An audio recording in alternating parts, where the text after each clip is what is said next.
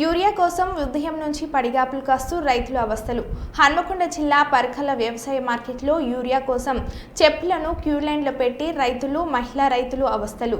పొలం పనులు వదులుకొని రోజంతా తిప్పలు పడితే 2 యూరియా బస్తాలు ఇస్తున్నారని రైతులు, మహిళలు రైతుల ఆవేదన.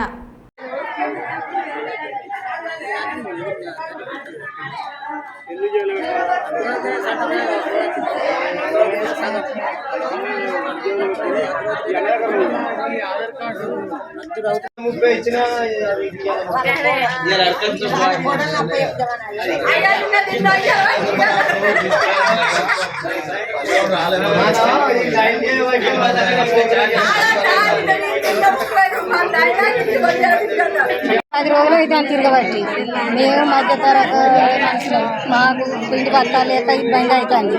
మేము పంట కూడా విక్కోవాలా, వేయకపోవాలా. ఓ బస్సులని లంజ బస్సులని పెట్టి ఆ లంజ బస్సుల కొరకు ఇప్పుడు మమ్మల్ని దోసపుచ్చుకుంటాము. ఇది తీయని లేకుండా లేదు, సప్పుడు కూకుంటాం. ఇక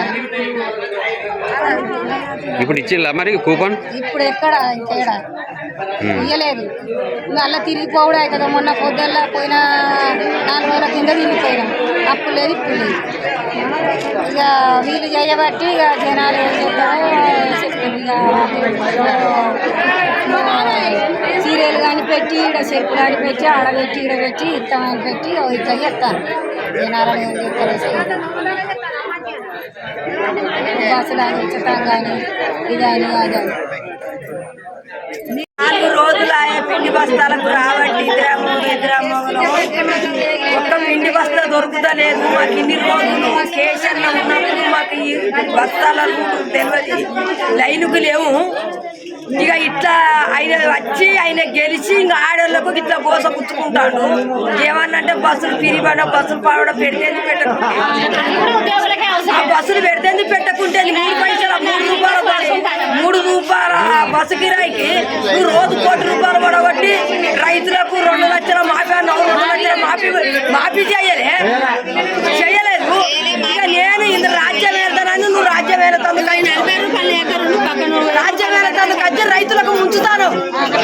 రైతులు దత్తాలు. మేము పంట పెట్టకుంటే, మేము పొలాలు పండకుంటే నువ్వు ఏం తింటావు?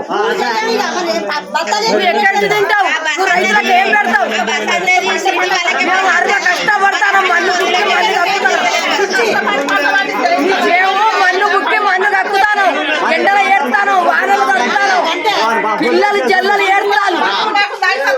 ఒక్కరికొక్కరు అన్నం దొరుకుతలేదు. దేని కొరకు తింటారా? ప్రభుత్వం ఎక్కింది. చాతగారు ఉండాలి పక్కకుంటూ, ఇప్పటికైనా పక్కకుంటూ. ఎవడో పొలం ఉన్నాడు వెళ్తాడు.